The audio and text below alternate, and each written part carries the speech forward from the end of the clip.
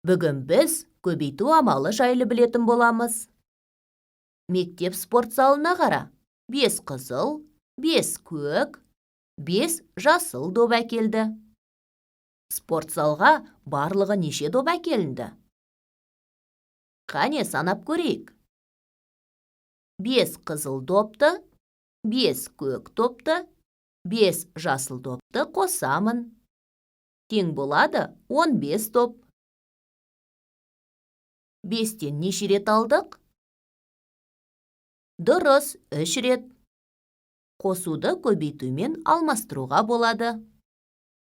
Ол үшін нүктені көбейтудің белгісі ретінде қолданады. Жазуды оқимыз. 5-ті көбейтеміз 3-ке. Бұл 5 санын 3 рет алғанды білдіреді. Көбейтудің компоненттерін есіңде сақта. Көбейткіш, көбейтіндінің мәні.